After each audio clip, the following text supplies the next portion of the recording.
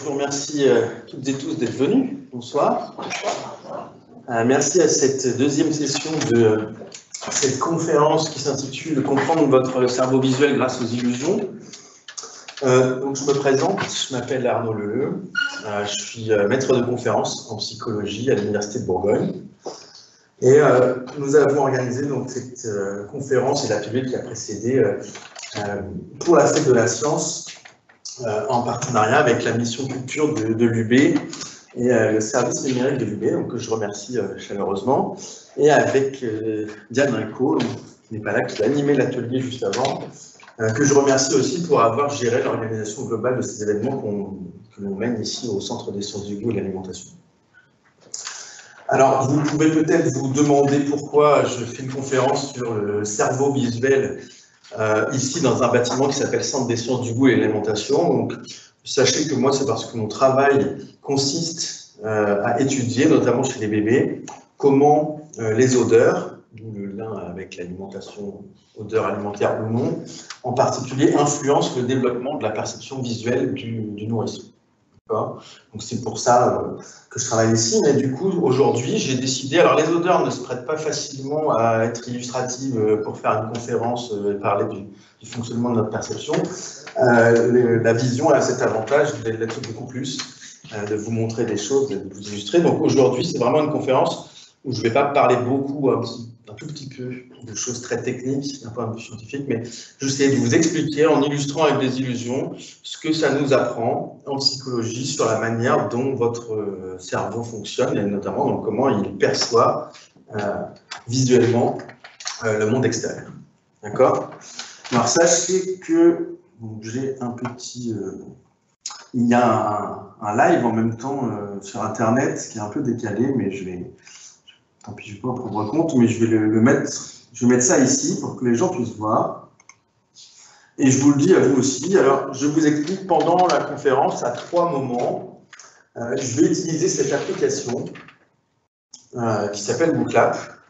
Donc, ça veut dire que les gens qui veulent participer ici dans la salle aussi, vous pouvez, avec votre smartphone, soit en flashant ce QR code ou en vous connectant sur le site de Booklab et en rentrant ce code ici, plus2, vous allez vous connecter à un questionnaire que j'ai créé pour vous faire participer durant cette conférence à 3 reprises. Je vais le faire. Ce n'est pas obligé, vous pouvez très bien le faire sans utiliser votre téléphone. L'avantage que ça a, c'est que je vais avoir les réponses en direct, donc ça peut nous faire des petites statistiques sur ce que les gens ici ont perçu dans ce que je vais montrer.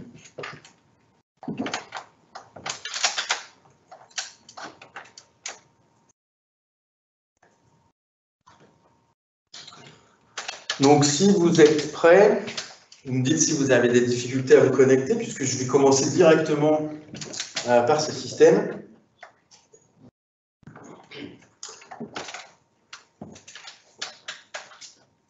C'est OK pour tout le monde. Je vois que j'ai 13 personnes connectées en bas. Je vais donc passer à cette question et le mettre en plus grand ici. Et vous connaissez peut-être cette illusion, je vais en reparler juste après. Mais la question que je vous pose là et à laquelle vous pouvez répondre donc, sur votre smartphone si vous vous êtes connecté à Booklab, c'est quelles sont les couleurs de cette robe selon vous? Est-ce que cette robe est bleue et noire ou est-ce que cette robe est blanche et dorée? Pas besoin de parler avec ses voisins, vous répondez ce que vous souhaitez.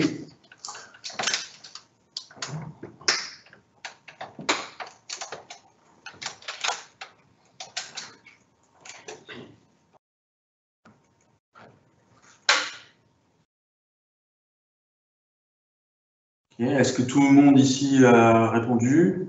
Personne à attendre encore? Très bien. Donc, on va regarder vos réponses en direct.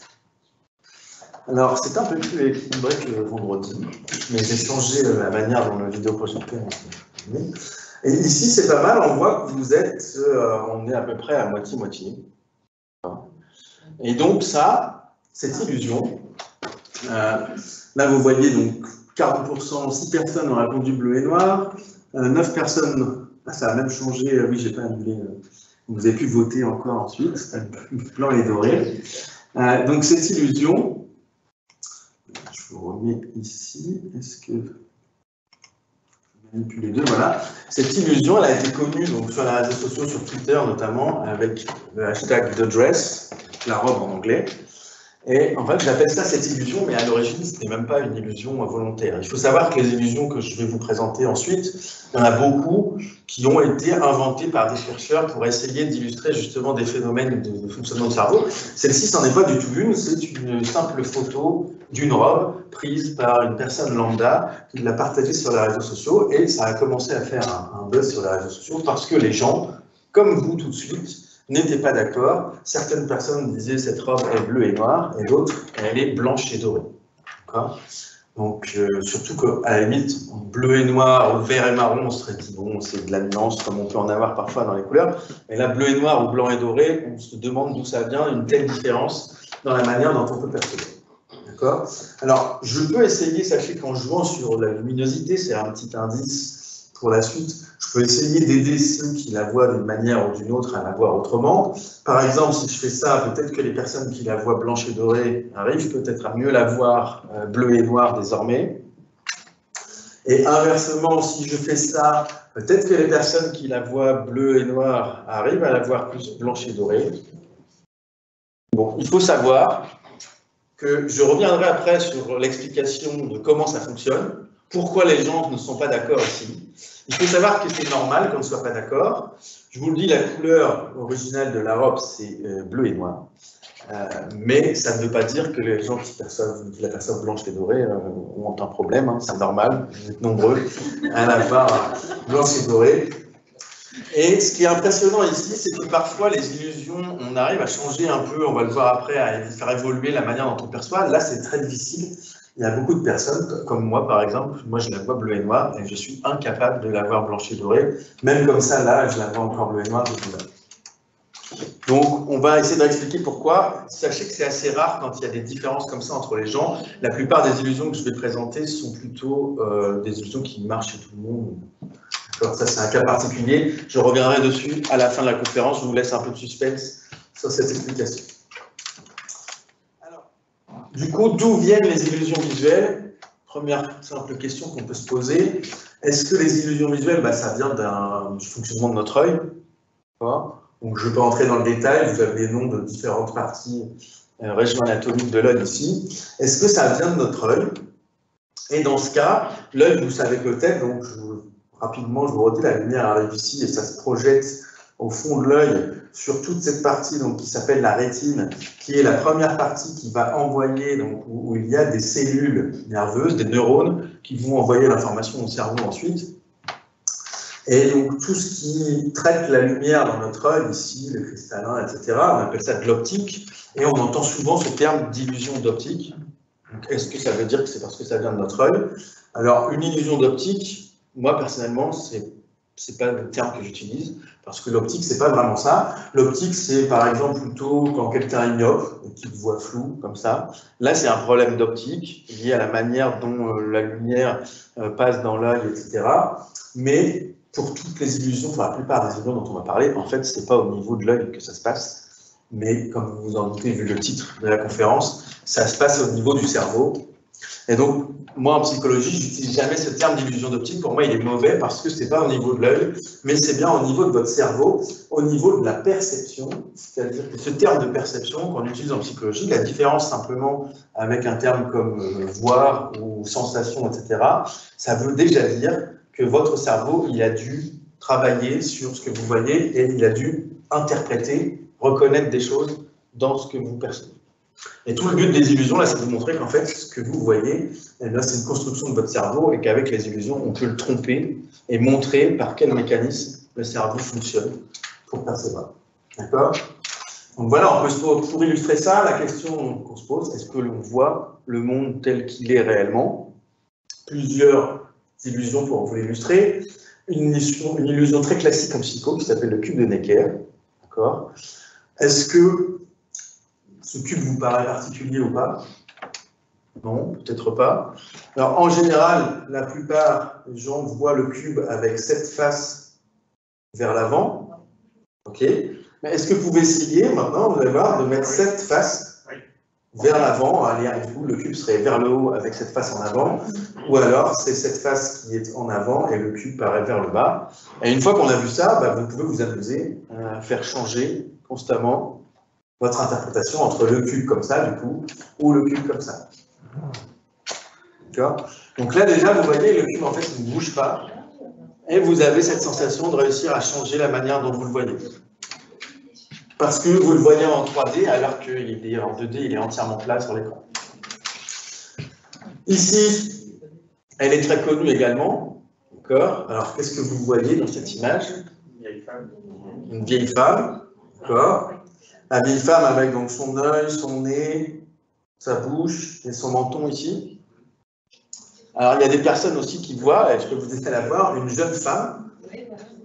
Voilà, la jeune femme, en fait, ici, c'est son décolleté, là, c'est son collier et son cou. Ici, c'est sa mâchoire, et en fait, elle a la tête tournée sur le côté. Ça, c'est son oreille, et là, en fait, on voit un peu son nez et son œil ici, dans le coin, et elle a le visage comme ça, tourné sur le côté. Parfois, vous pouvez ne pas y arriver, vous pouvez y arriver, ou vous pouvez changer entre les deux. Ici, qu'est-ce que vous voyez? Un seul visage ou deux visages? Les deux, mais quand on connaît, enfin quand on a remarqué, on peut parler d'eux. Soit vous voyez un seul visage qui est derrière le chandelier, soit vous pouvez voir deux visages de profil de chaque côté. Ah bah c'est une peinture, c'est une vue de l'artiste. Ici, il y a combien de visages? En général, on voit un. Si je vous dis maintenant que vous pouvez voir un homme et une femme en train de presque s'embrasser.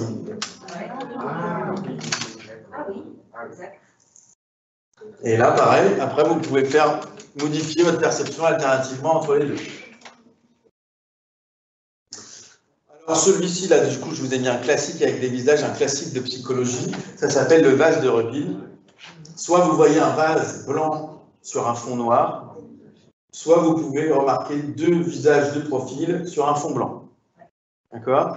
Là, on a un cas de figure de psychologie, mais c'est le même phénomène qu'à côté, c'est-à-dire que vous pouvez modifier votre perception. Ça, c'est ce qu'on appelle la ségrégation figure-fond en psycho, c'est juste le phénomène de quel objet, quelle partie de l'image vous mettez au premier plan comme étant l'objet, quelle partie de l'image vous mettez à l'arrière-plan comme étant le fond de la scène.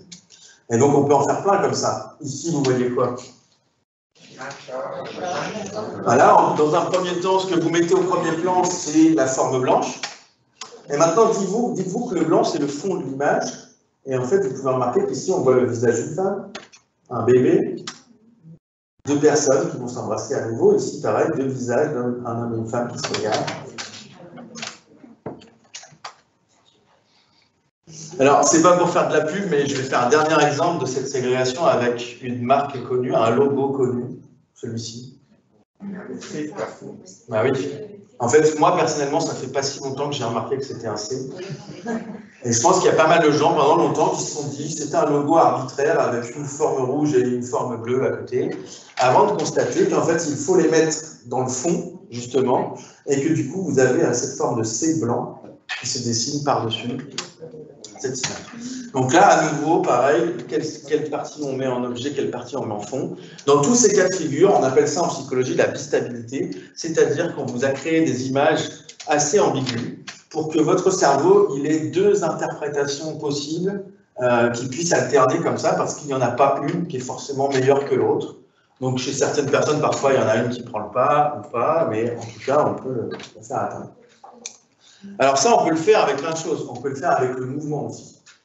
Là, quel mouvement vous voyez pour ces deux points? Comme une balance de haut en bas? Vous savez, vous pouvez aussi les voir faire gauche et droite.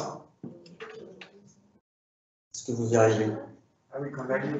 Alors, je vais vous aider. Regardez bien le point là. OK. Et maintenant, regardez. Si vous êtes bloqué sur gauche et droite, on peut le remettre comme ça pour faire tout est bas. Hop, maintenant, vous voyez faire de haut en bas. Donc là, même chose, en fait, les points, ils font juste apparaître, disparaître à un endroit. Et c'est vous qui interprétez qu'il y a un mouvement de balancier. On peut même s'amuser à lui faire droite, gauche, bas, haut, droite. Vous faites le mouvement que vous voulez après, une fois que vous le contrôlez.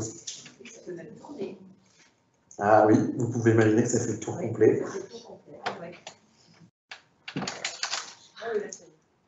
Ah, désolé, j'ai changé. Est-ce que vous connaissez cette danseuse? C'est la même chose.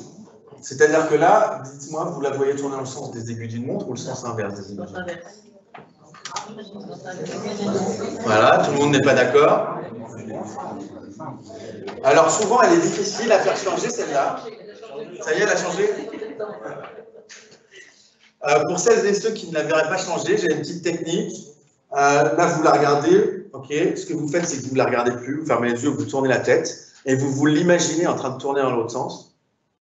Et une fois que vous vous l'êtes imaginé en train de tourner dans l'autre sens, vous revenez sur elle, et normalement, vous pouvez réussir à la faire changer.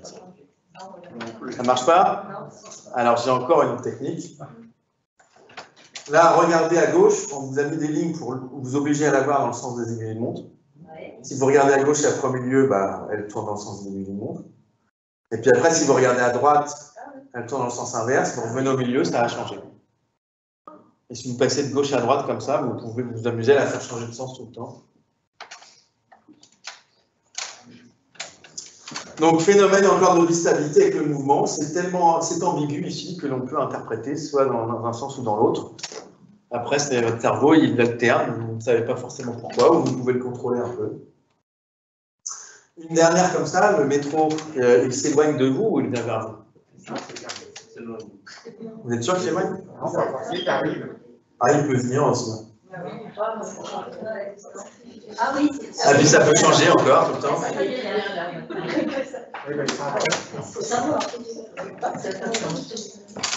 On va le louper. Bah là, je pense qu'il ne va jamais s'arrêter. En fait, ici, vous voyez que c'est très simple, c'est-à-dire que c'est juste un GIF animé, bon, je passe le détail, où c'est juste deux images. C'est-à-dire qu'on a mis une image et une autre où le métro a changé de place, et on vous les passe en boucle comme ça, et le fait qu'il n'y ait que deux images fait que vous pouvez très bien vous l'interpréter en train de bouger, mais vous pouvez très bien l'interpréter comme allant vers le fond de la scène ou comme venant vers vous, et ça change constamment, puisque en réalité, vous n'avez pas assez d'indices pour être sûr de sa direction. D'accord? Donc tout ça pour vous dire, pour l'instant, on ne parle pas trop des mécanismes qui sont ça, mais que voit-on le monde tel qu'il est? Là, je vous ai montré que pour une même image, je peux le faire changer la manière dont vous le voyez, donc vous ne voyez pas forcément exactement tel que c'est réellement. Alors, pourquoi notre cerveau, il aurait besoin d'interpréter et qu'il ne verrait pas le monde tel qu'il est? D'accord? Pour ça, je vais être obligé de vous expliquer un petit peu de fonctionnement de l'entrée du signal visuel dans notre cerveau. Donc, je vous ai remis l'œil ici, comme on a vu tout à l'heure, et je vous ai dit que la rétine, c'est la partie qui va recevoir le signal lumineux et l'envoyer au cerveau. D'accord? Et cette rétine, il y a un premier problème, c'est que le monde extérieur, donc il est en 3 dimensions, et que la projection sur la rétine, elle est en 2 dimensions. Donc, premier problème déjà, c'est que dans mon exemple, je vous ai mis 3 barres vertes dans le monde extérieur, qui vont se projeter sur la rétine exactement de la même manière toutes les 3. On vous a mis l'exemple ici, c'est un peu comme ces 3 formes. Si on projette de la lumière et qu'on met leur ombre au sol, eh bien, elles ont toutes les 3 la même ombre, alors qu'en réalité, ce sont 3 formes différentes. Donc ça vous montre qu'intrinsèquement, déjà, votre œil, au départ, il y a une ambiguïté sur les objets qui se projettent sur votre rétine, sur leur taille, leur forme, etc. Alors déjà, on a 2 yeux, ça vous aide pas mal dans la vie quotidienne, mais il y a quand même cette ambiguïté au départ. Ensuite, c'est pas tout. Si je zoome sur la rétine, vous avez différents types de cellules, je vous ai mis les noms, mais vous embêtez pas trop avec celle-ci. Je vais juste parler de ces deux-là, celles qu'on appelle les cônes, ici, ou les bâtonnets. Okay. Ces cellules-là, au fond de votre rétine, ce sont des photorécepteurs, c'est-à-dire les cellules qui sont sensibles à la lumière. Quand ça arrive dans votre œil, c'est ces cellules-là qui sont sensibles à la lumière, et après, elles envoient l'information à ces autres cellules qui l'envoient au cerveau. D'accord? Et les cônes sont en couleur parce que les cônes ont cette propriété d'être sensibles aux différentes longueurs d'onde. C'est comme pour un écran d'ordinateur ou une télévision, vous avez des cônes verts, des rouges et des bleus qui font qu'au total, ça vous permet de voir toutes les couleurs différentes. Alors que les bâtonnets, eux, ils sont juste sensibles à est-ce que c'est une lumière forte ou pas forte, mais il n'y a pas de division des couleurs. D'accord?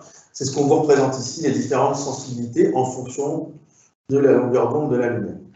Okay. Donc les cônes, c'est la vue surtout de jour et la vision des couleurs. Les bâtonnets, c'est plus la nuit et simplement la sensibilité lumineuse. Et si on regarde comment est organisée la rétine, eh bien, il y a plusieurs choses. Ici, on vous a représenté un graphique où on vous met le 0, là, qu'on a appelé la fovea. C'est le centre de la rétine, c'est-à-dire l'endroit central. Quand vous fixez un endroit, c'est sur cette partie-là que ça arrive. D'accord ? Quand je regarde quelqu'un dans le visage, son visage arrive pile au milieu ici. Et là, vous avez donc tout le champ visuel d'un œil, sur les côtés, sur les bords de chaque côté de la rétine. Et on constate qu'en fait, les cônes, responsables de la vision des couleurs, sont surtout au milieu. D'accord ? Et très vite, il n'y en a plus, quasiment plus. Et c'est les bâtonnets qui prennent le relais. Donc, première chose, ça veut dire qu'en réalité, donc, vous avez une très grande sensibilité à la couleur au centre de votre vision. Et plus vous éloignez sur les bords, plus ça devient de la vision en noir et blanc. Pourtant, est-ce que vous avez cette sensation que ça devient en noir et blanc sur les bords? Pas du tout. Okay. Deuxième principe, j'ai mis pas de photorécepteur à la sortie du nerf optique, c'est ce qui est ici, qui est appelé point aveugle. Ça veut dire que dans votre rétine, alors forcément c'est pas au milieu, mais il y a un endroit où comme le nerf optique sort, il n'y a pas de photorécepteur. Donc il y a un endroit dans notre champ visuel de chaque œil où il y a un trou, c'est-à-dire que comme il n'y a pas de photorécepteur, la lumière de cette partie du champ visuel ne frappe pas votre rétine, il y a un petit trou. Pourtant, on n'a pas l'impression de voir un trou de chaque côté dans notre. Et dernier point, eh bien, c'est que l'organisation de la rétine fait qu'on a une très bonne acuité au milieu, l'acuité visuelle, ce que teste l'ophtalmo quand il veut vérifier si vous voyez bien. Et puis plus on va sur les bords, moins on a d'acuité. On le sait ça intuitivement quand même, puisque par exemple pour les trucs très fins comme lire des mots, on les met forcément là, si vous les mettez sur les côtés, vous ne les voyez plus. Mais on n'a pas ce ressentiment fort non plus que c'est complètement flou sur les bords. D'accord ? Donc ça vous montre que l'image au départ sur votre rétine, quand vous regardez cette photo de la place de Barrosé à Dijon, en réalité dans votre œil, elle est plutôt comme ça. D'accord ? C'est bien net au milieu, il y a des couleurs, et ça devient gris sur les bords, et il y a même un endroit où il y a un trou complètement. Okay. Donc, qu'est-ce que doit faire votre cerveau? Là, vous imaginez bien où je veux revenir, c'est qu'en fait, il est obligé de travailler sur ça pour vous donner, au final, la perception que vous en avez consciemment du monde extérieur. Okay. On peut l'illustrer comme ça, donc déjà, il va remplir les choses qui manquent dans la scène.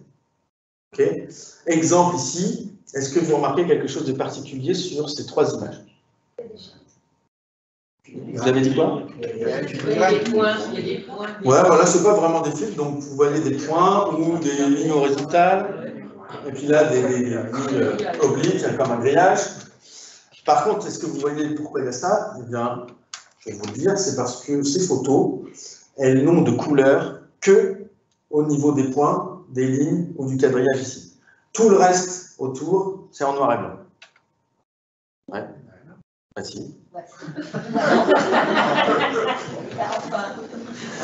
Approchez-vous si vous ne me croyez pas, vous allez voir. Si j'arrivais à cacher toutes les parties grillagées comme ça, vous verriez que toutes ces parties-là, elles sont entièrement en noir et blanc. En noir, c'est quand même. Il y a pas de couleur. Le noir et blanc sont couleurs. Oui, alors quand on dit couleur, c'est le côté vert, bien entendu. Enfin, noir et blanc, ce sont des couleurs. Le blanc, c'est toutes les couleurs, le noir, c'est l'absence de tout. En fait, c'est d'un point de vue purement physique, on n'appelle pas ça des couleurs, c'est juste la luminance, c'est-à-dire est-ce que c'est lumineux ou pas. D'accord ? Donc, en fait, ça se dissocie les deux. Et globalement ici, donc vous n'avez, par exemple, cette partie-là, c'est en noir et blanc, il n'y a pas de petits points bleus, les visages ne sont pas colorés, le chapeau du monsieur, il est bleu qu'au niveau de la ligne, mais pas à côté, etc.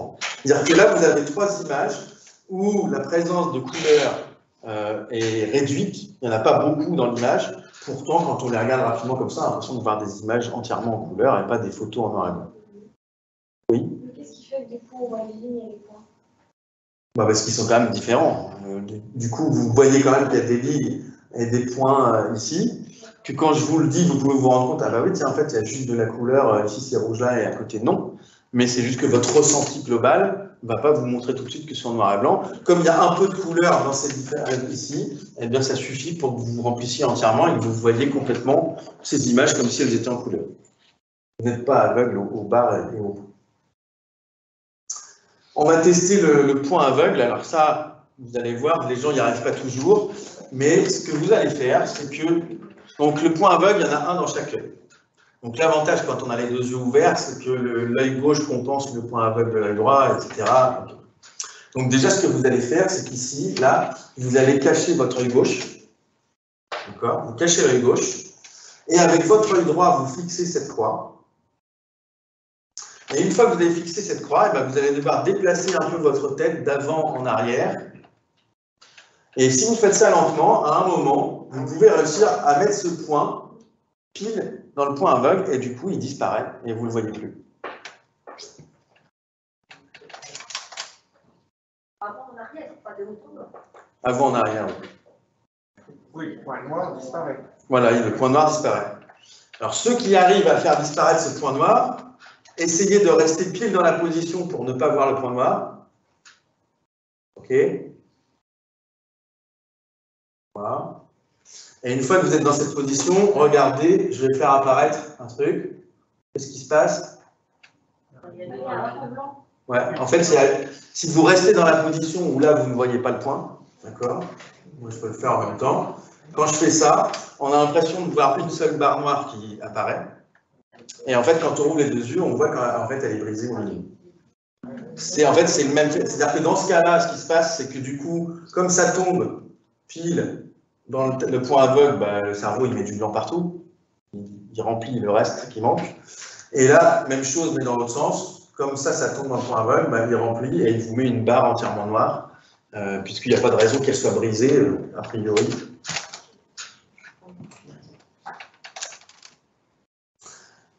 Ensuite, autre exemple de ce que doit faire votre cerveau, c'est qu'il doit délimiter le monde. Donc là, on va revenir sur, on va faire une petite expérience à nouveau avec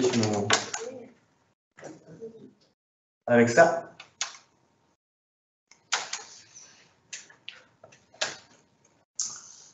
Est-ce que vous êtes toujours connecté ou vous voulez que je vous remontre, que je vous remette ça?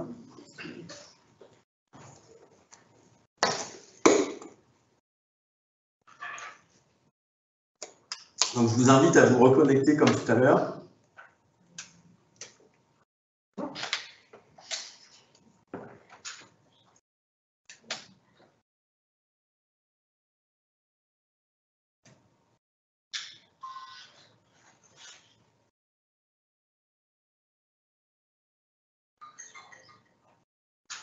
C'est bon?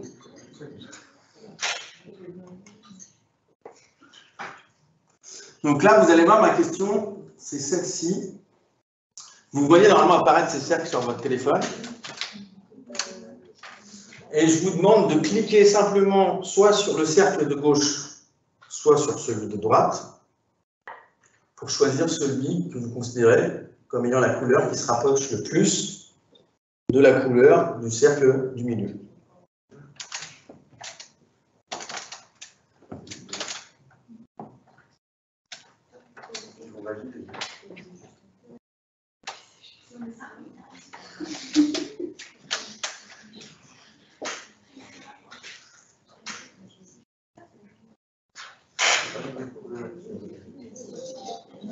Ouais, en fait, je pense que sur votre téléphone, les couleurs sont meilleures. J'ai testé tout à l'heure, mais sur le vidéoprojecteur, je n'arrive pas à voir les couleurs telles que sont. Après, même si ce n'est pas les mêmes, ça doit marcher à peu près de la même manière dans les deux cas. Si vous cliquez sur le cercle central, c'est que vous n'avez pas respecté la consigne. Mais je vous rassure, je fais ça aux étudiants en cours, il y en a toujours pour cliquer au milieu. Ok, on regarde un peu où vous avez cliqué. Voilà.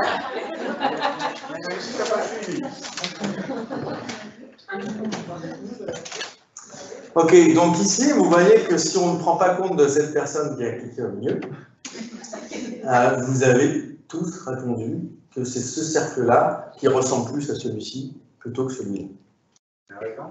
Est-ce que vous avez raison? Vous imaginez bien que si je vous le fais faire, c'est que vous n'avez pas raison. Puisque, en réalité, donc je vous les remets ici, d'accord? Et en réalité, si je vous donne la longueur d'onde, donc la mesure physique de la couleur de ces cercles, eh bien, ce n'est pas celui de droite non plus, c'est ni l'un ni l'autre, C'est-à-dire qu'il y a 20 nanomètres d'écart entre ces deux-là et 20 nanomètres d'écart entre ces deux-là. Il y a exactement le même écart de chaque côté. Par contre, ce qui se passe ici, c'est que si je vous dis, donnez-moi la couleur des cercles, il y a de fortes chances que vous disiez vert pour le premier, vert pour le deuxième, et jaune pour le troisième. Enfin, tel qu'il était sur votre téléphone, en tout cas, là, il est un peu moins jaune. Ok ? Et en fait, c'est le phénomène de l'arc-en-ciel, tout simplement, que vous avez ici. C'est-à-dire que l'arc-en-ciel, vous voyez un truc avec des bandes de couleurs différentes qui se dessinent. Alors qu'en réalité, un arc-en-ciel, c'est la diffraction de la lumière, c'est simplement un phénomène physique qui est continu. C'est-à-dire que ça va d'une certaine longueur d'onde jusqu'à une autre, de manière purement continue, ça augmente graduellement, et pourtant, votre perception délimite, c'est pour ça que j'appelle ça délimite, et en fait, le terme qu'on utilise en psychologie, c'est le terme de catégorisation, c'est-à-dire que ça fait des catégories bien définies, en quelque sorte pour simplifier la manière dont on voit le monde. C'est-à-dire que le monde physique, il est dans l'absolu, il est infini en complexité, et donc notre cerveau, il le simplifie en ayant des catégories de choses dans lesquelles, comme des boîtes dans lesquelles on range, en disant ça c'est ça, ça c'est ça. Et la vision des couleurs est un très bon exemple. En plus, on a les mots qui vont avec, et du coup, on fait des boîtes, ça c'est du vert, ça c'est du jaune, et artificiellement, ça vous donne cette impression que ces deux-là se ressemblent plus que ces deux-là, alors qu'en réalité, d'un point de vue physique, il y a autant de ressemblances entre ces deux-là que ces deux-là. Alors, ce qui va avec ce phénomène de faire des catégories, c'est que ça entraîne des reconnaissances de formes et d'objets, et de manière même quand ces objets ne sont pas forcément là. D'accord ? Ici, on voit un contour. D'accord ? Ici, vous voyez un triangle. Il paraît même un peu plus blanc que le fond. Mais pourtant, il n'existe pas ce triangle. C'est un vieux phénomène de psychologie qui a été inventé par un monsieur qui s'appelle Canizza. Ça s'appelle des contours illusoires ou contours subjectifs. En fait, il n'y a pas réellement de contour ici. D'accord ? Ce phénomène, de manière plus générale, il est connu comme voir des choses dans les nuages. Okay, comme là, on peut voir un crocodile, un lapin. Ici, une autruche. Là, un bébé qui tète sa maman, etc. D'accord ? Donc, en fait, on reconnaît des formes partout. Votre cerveau, il va facilement attribuer, reconnaître des formes là où il n'y en a pas forcément. Ce phénomène-là, ça s'appelle les pareidolies. C'est-à-dire le fait de voir une forme là où elle n'est pas réellement. Et les pareidolies, là, je vous ai mis quelques exemples. On voit des animaux, mais en règle générale, ça fonctionne énormément avec quelque chose que l'on aime reconnaître un peu partout parce qu'on interagit au quotidien avec. Ça marche avec des visages, énormément. Là, il n'y a aucun vrai visage ici, et pourtant, vous voyez des visages partout. On peut même leur donner des expressions. Lui, il a l'air un petit peu triste, il ouvre grand la bouche, etc. Même certaines personnes qui disent voir Donald Trump dans celui-ci. Et ça donne la source de plein de problèmes qui ont été connus, enfin des problèmes, en tout cas des événements marquants dans l'histoire de l'humanité liés à ces pareidolies. Par exemple, en 1976, la sonde Viking Orbiter, on a dit qu'il y a un visage sur Mars, parce qu'on a vu ça. Bon, heureusement, les sondes avec une meilleure résolution ensuite ont montré que ce n'était pas du tout un visage. Voilà. Il y a eu aussi en 2017, ce toast a été vendu 25 000 $ sur eBay. Parce que celui qui a vendu a dit, on voit Jésus dans ce toast. Voilà. Du coup, je vous invite à griller plein de toasts, et puis dès que vous voyez un truc qui ressemble à une forme de préférence religieuse, vous pouvez peut-être le vendre très cher. Il y a eu un phénomène comme ça à La Réunion en 2009, je ne sais pas si vous voyez, le prêtre dans une église, c'est donc un prêtre dans une église qui s'est levé de son siège, et les plis du siège ont fait ce visage, où les gens ont dit c'est le visage de Jésus, et après, pendant plusieurs jours, il y a eu un pèlerinage avec des queues de 2-3 heures devant l'église, pour venir prier devant ce siège, simplement par les plis qu'il avait formés. Alors je fais souvent la blague de dire, moi personnellement, là ça dépend de mon expérience, je vois plutôt Bob Marley, mais après, chacun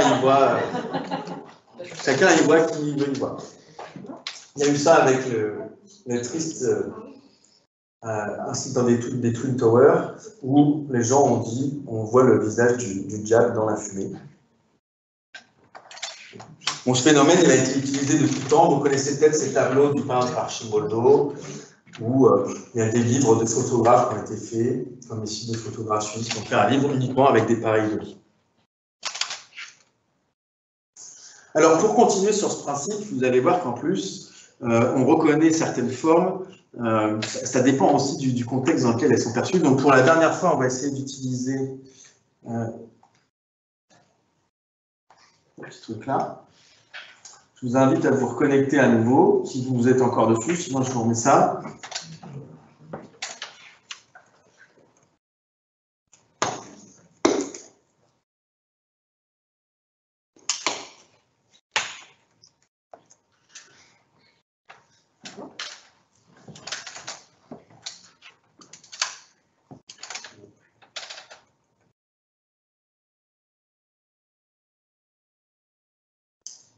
OK. Et donc, je passe à la question suivante. Alors, vous pouvez voir sur votre téléphone, vous avez plusieurs images et vous avez plein de propositions en dessous de choses que vous pouvez voir dedans et vous devez cliquer sur celle que vous voyez. Alors, ceux qui n'utilisent pas le téléphone, je suis désolé, mais l'écran n'est pas assez grand pour mettre toutes les propositions possibles. Et vous regardez rapidement et vous cliquez sur celle que vous percevez ici.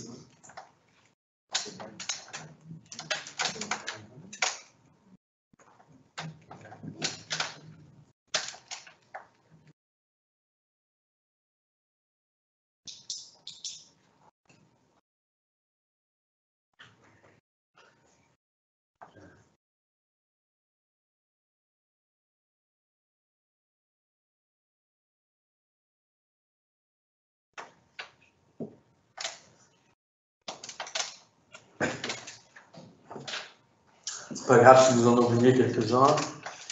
Je vais arrêter d'ici quelques secondes. D'accord ?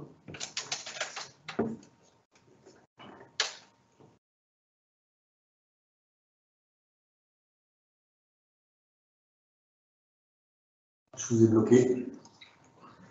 Désolé.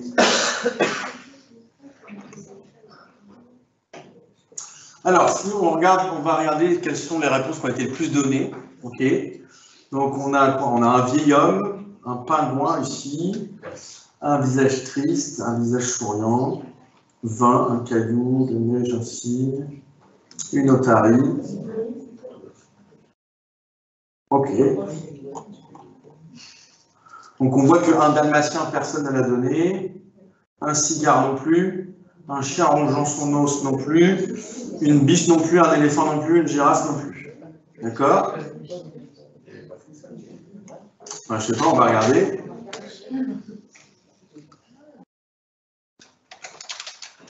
La girafe, personne ne l'a mis. On la voit pourtant. L'éléphant, pareil, personne ne l'a mis. Et la biche non plus. Bon, allez, peut-être pas la petite carte. Là, le chien rongeant son os, là, vous n'avez pas remarqué? Un petit chien, là, avec son os entre les pattes. Et le dalmatien, vous ne l'aviez pas vu ici, là, non? Bon, en fait, déjà, je me moque un peu de vous. Hein. Oui, c'est pas les mêmes. Ouais. Ah non, c'est pas les mêmes. Enfin, si, c'est les mêmes. Mais j'ai changé un truc. Alors, voilà, le sens. En fait, là, pour celui-ci, celui-ci, cela, là, il n'y a que ces deux-là qu'on peut changer. Tout cela, je les ai retournés. C'est-à-dire que là, vous voyez un chien qui roche son os, en fait, c'était le monsieur. Là, on voit une vieille dame, en fait, c'était la princesse. Là, il a l'air un peu triste, en fait, il souriait. Celui-ci, il est étonnant. Là, vous voyez 20 et vous allez voir que ça fait 0,3 dans l'autre sens. Et puis eux, ils changent aussi. Hop, c'est ça que vous aviez eu. Comment?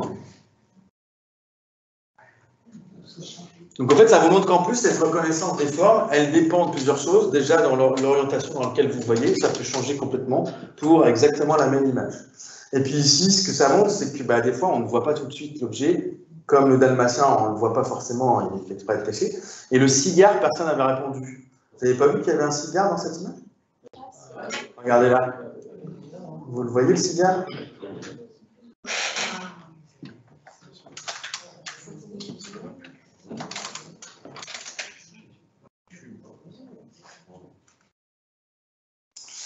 Alors, ce que ça nous montre globalement, le phénomène qu'on vient de voir un peu ici, c'est qu'en plus, votre perception, elle prend tous les éléments du contexte et interprète en fonction de ça. C'est-à-dire qu'une même chose, selon ce qu'on met autour, ça peut changer la manière dont on va le percevoir.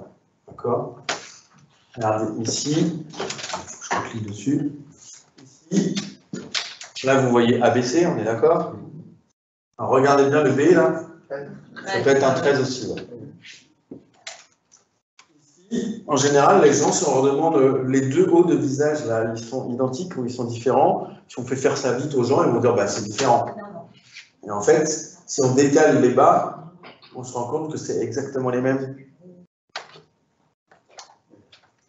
Un phénomène connu aussi en psycho avec cet effet de contexte, c'est l'illusion de Ponzo, c'est-à-dire que là, le fait qu'on fasse une profondeur avec ces barres donne l'impression que cette barre est un peu plus grande que celle du bas, alors qu'en réalité, elles sont strictement identiques, si je regarde sur le côté. Et du coup, il y a des gens qui ont fait des vidéos sur Internet avec ça, alors avec des cigarettes. Alors, la cigarette de gauche paraît plus petite, et puis en fait, bah, c'est exactement la même que l'autre. Et comme on a mis le quadrillage de perspective, ça donne cette impression.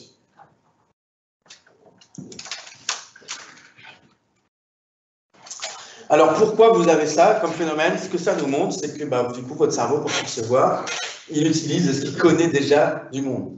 C'est pas juste vous ouvrez les yeux et c'est passif, en fait. C'est ce que vous connaissez déjà du monde. Et du coup, nous qui travaillons chez le bébé, je vous l'ai dit tout à l'heure, ce qui nous intéresse, c'est que les bébés, justement, ils n'ont pas encore toutes ces connaissances. Leur perception du monde, quand ils ouvrent les yeux, elle n'est pas du tout la même que vous, qui avez depuis longtemps des connaissances visuelles. D'accord? Regardez, ici, votre perception globale, donc j'ai dit le contexte joue, etc., fait que vous interprétez la lumière, d'où elle vient, qu'est-ce que ça implique sur les couleurs, etc. Alors vous le faites de manière inconsciente et automatique, vous ne vous en rendez pas compte. Et votre cerveau, il fait ça par rapport à toute l'expérience qu'il a de comment ça se passe dans le chaîne. Et du coup, ça a pour conséquence que le A et le B ici, vous avez l'impression que ce n'est pas la même couleur. Bien entendu, ça c'est une face grise et ça c'est une face blanche. Même chose ici, c'est un damier avec une case noire du damier et une case blanche du damier. Pourtant, là, les couleurs sont strictement identiques à chaque fois, en fait. Je peux vous montrer facilement, regardez en haut. Si je cache la partie du milieu, hop, on voit que c'est exactement la même couleur, le A et le B, en fait. Et là, pour le damier, en fait, la case A et la case B, elles sont de cette couleur-là, les deux. Donc, je vais juste faire glisser le rectangle dessus, vous allez voir. Regardez, hop, ça se confond avec les deux. C'est exactement la même couleur dans les deux cas. Donc en fait, vous voyez encore une fois pas le monde tel qu'il est, vous ne voyez pas que c'est le même gris, vous voyez des cases différentes en fonction de ce que vous connaissez d'un damier, de la lumière, etc. Autre exemple, ici vous voyez normalement 6 cercles, et il y en a 5 qui sont convexes et un qui est concave. D'accord? Regardez si je le retourne.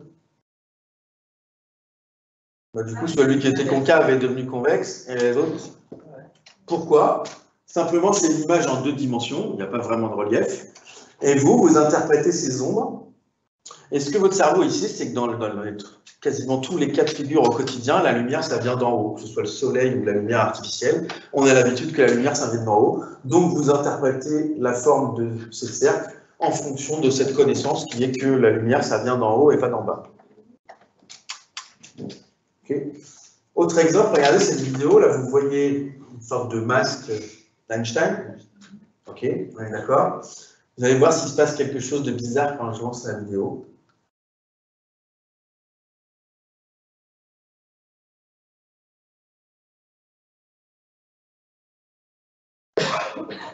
En fait, vous le voyez en creux au début. Mais est-ce qu'on arrive à voir qu'il est en creux ou est-ce qu'on a juste l'impression qu'il ressort en relief vers nous? Là, en fonction de comment on a mis la lumière, et du fait que vous savez qu'un visage, c'est pas en creux normalement, mais c'est ressorti, bah, on interprète comme ça. Ça peut même être utilisé dans la rue, vous voyez ici. Alors là, vous avez l'impression que ce chien bizarre vous suit du regard. Et en fait, non, il ne bouge pas, c'est juste qu'il est fait en creux au lieu d'être fait en relief, et du coup, ça vous donne cette impression. Ça, c'est un vieux truc que les magiciens ont toujours utilisé. Par exemple, ils font des trucs comme ça. Hop, regardez, je fais voler un cube devant un livre. Et la technique pour vous donner cette sensation, c'est tout simplement que le cube, en fait, il est en creux, il est fixé sur le livre, mais en creux. Et donc, quand vous me le mettez face à vous, après, hop, on voit un cube qui vole.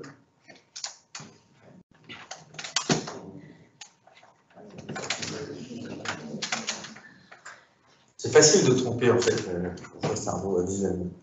Un petit exemple rapide, là, on a l'impression, regardez, qu'on a un monsieur qui va prendre un tremplin en vélo pour aller vers les nuages. Et en fait, c'était juste le reflet des nuages dans l'eau.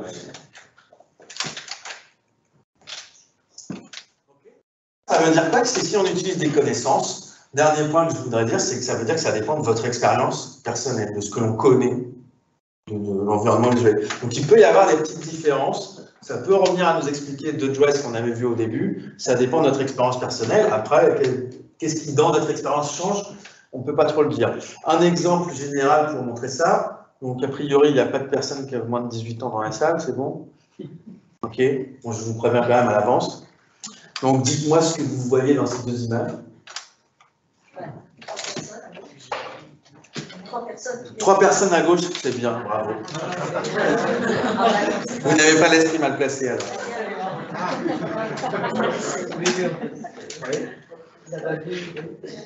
À droite, par contre, vous voyez quoi? Ouais. Alors à droite, si vous essayez de faire ce que j'expliquais tout à l'heure, c'est-à-dire de passer le blanc de l'image dans le fond et le noir inversement donc devant, on va peut-être remarquer qu'en fait c'est plein de dauphins. Ah oui. Il y a plein de dauphins dans cette image. D'ailleurs, ça s'appelle Message d'amour des dauphins. Et ici, donc, vous avez vu des personnages et des oiseaux, ou alors, si vous inversez, vous pouvez avoir l'impression de voir des bas de corps de femmes nues. Alors, pourquoi je prends cet exemple? Parce que je dis ça en fonction, de son expérience personnelle. Ça veut dire qu'en fait, c'est pas vrai au moins de 18. Si on montre ça à des enfants qui n'ont pas l'esprit mal placé comme nous et qui n'ont pas cette expérience d'avoir vu des corps adultes nus et d'avoir un attrait pour ces corps adultes nus, eh bien, eux, ils ne vont pas percevoir les corps nus. Moi, j'ai testé cette image avec mes enfants, ils m'ont juste dit, il y a des bonhommes, ma fille m'a dit, ça, c'est des pigeons, etc. Mais même si j'ai insisté, ils ne vont pas dire à un moment, ah si, il y a une dame toute nue devant. Voilà. Alors que les adultes, ils le voient toujours au bout d'un moment. OK? Donc, on revient sur The Dress. Et en fait, ce qu'il faut savoir, alors je ne peux pas vous dire pourquoi vous êtes dans un cas plutôt qu'un autre, ça c'est impossible à dire, on ne sait pas vraiment, mais on sait ce qui explique la différence d'interprétation et la différence de couleur. C'est selon que vous interprétez cette image comme étant une photo qui a été prise avec la lumière qui est très forte derrière et la robe qui est dans le sombre, d'accord? Ou selon que vous avez l'impression de la voir avec un gros flash qui a été envoyé sur la photo. D'accord? Et donc, en fonction de ces deux cas, c'est ça qui change la robe. Il y a quelqu'un qui a fait une jolie illustration pour le montrer.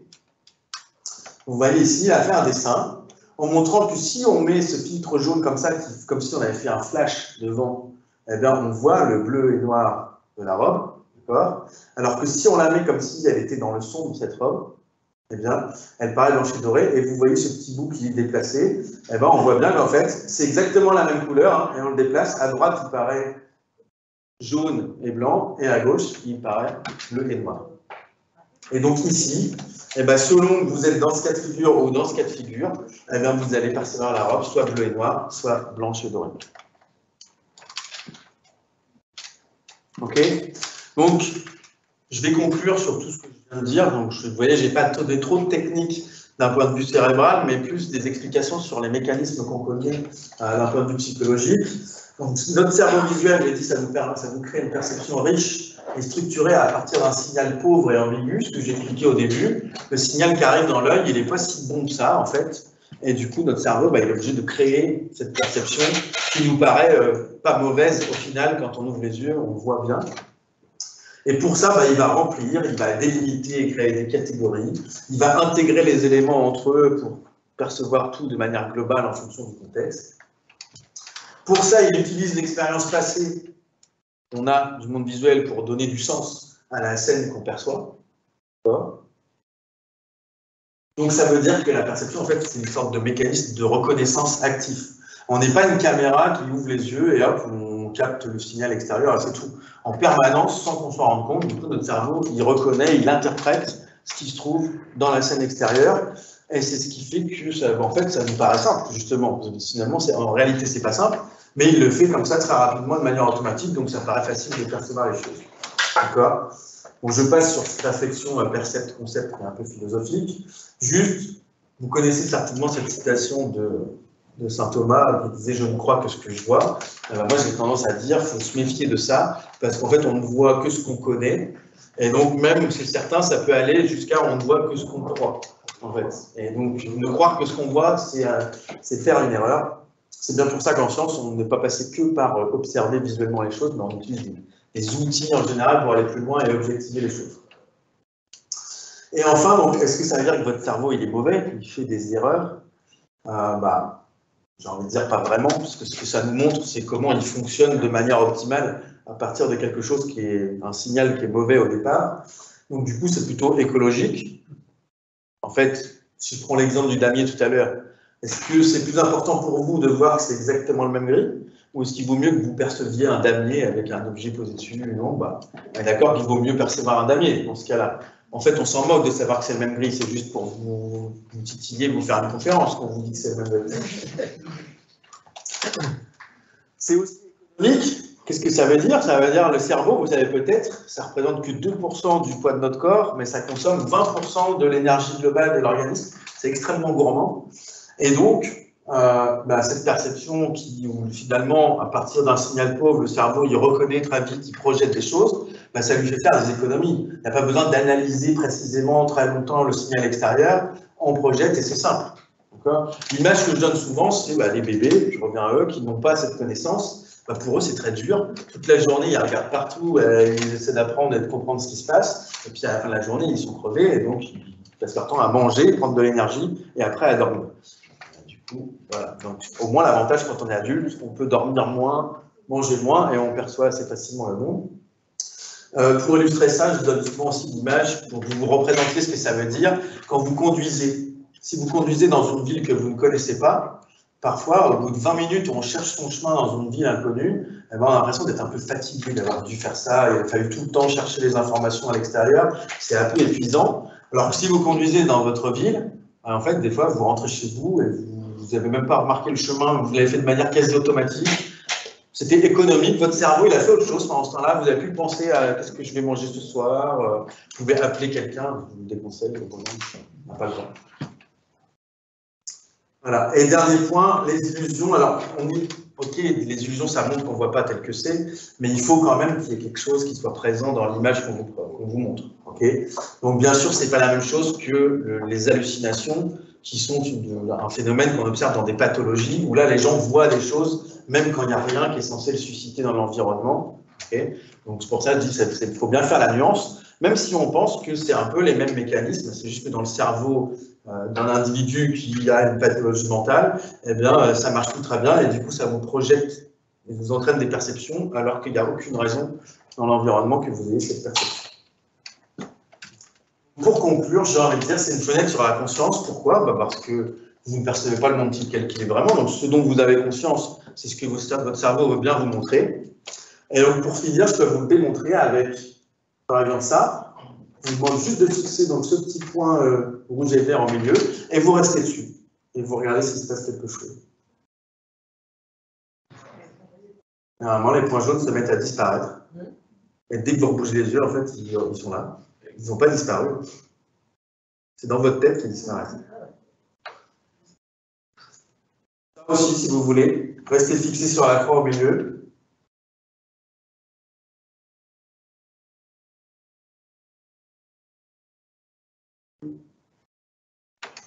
Pas forcément, normalement, si vous restez bien fixé sur la croix, vous avez l'impression de voir un point vert qui efface tous les points en les violet. Dès que vous bougez les yeux, ça redevient comme c'était. Donc là, encore une fois, un phénomène de votre cerveau qui vous fait disparaître des choses qui sont toujours présentes pourtant. Okay. Ça semble être juste un mécanisme adaptatif. Même chose qu'on connaît en médecine sur le fait que les gens qui ont un trou dans le champ visuel à cause d'un accident de la rétine, par exemple, au bout d'un moment, le cerveau, il le comble, le trou. Il se dit, ok, ça c'est un problème, donc du coup, il remplit la scène. Là, on crée des illusions qui lui donnent l'impression à un moment, bon, ça, en fait, ça doit être une erreur, donc il l'efface de votre perception. Voilà, je vous remercie de votre attention. Et comme ça, c'est un peu mal au yeux.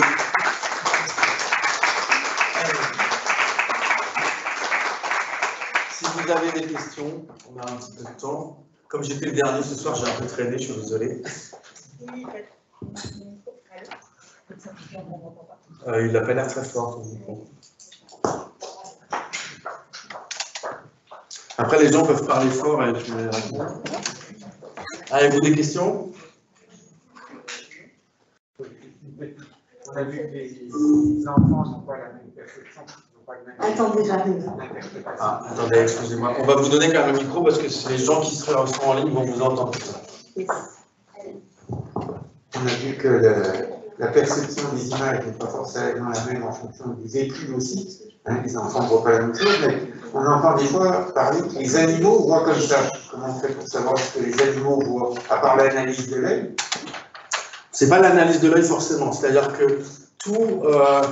Alors je ne saurais pas vous dire si les animaux. Enfin, vous voulez dire parfois on nous dit tiens les animaux voient comme ça, c'est ça. Alors ça dépend, il y a plusieurs choses. Soit c'est l'analyse de l'œil, par exemple les 3 cônes que je vous ai montré tout à l'heure, c'est un truc assez récent dans l'évolution et à part les primates, il n'y a que 2 types de cônes dans notre espèce, donc on peut essayer d'inférer quelle est leur vision des couleurs par rapport à la nôtre. Et la deuxième chose, il existe des études en éthologie, c'est-à-dire une science qui étudie le comportement animal et humain de manière générale, donc qui est assez proche de la psychologie, qui fait des études chez l'animal, des études comportementales, où on teste des choses comme on a pu les tester chez l'humain, et en fonction de la manière dont les animaux se comportent, on peut en conclure est-ce qu'ils arrivent à faire la différence entre ça et ça, ou la différence entre ça et ça, etc. Donc il n'y a pas que l'analyse physiologique, avec des études inspirées comme celle de ce qu'on peut faire en psychologie, on peut déduire des choses de la perception des animaux comme, j'ai envie de vous dire, comme nous, chez le bébé, c'est la même chose, les bébés ça ne parle pas. Donc moi personnellement, nous on travaille plutôt sur l'activité cérébrale, mais il y a des gens qui analysent aussi le comportement des bébés dans certaines tâches, et on infère des choses sur leur perception à partir de ça, alors que comme les animaux, ils ne peuvent pas vous dire je vois comme ça, je vois comme ça. D'autres questions? Non, ça va, c'était clair. Ou j'ai trop traîné, vous avez envie de rentrer chez vous, je comprends, il est tard. Eh ben, merci encore et bonne soirée. Merci à tous, merci à vous. Merci à tous.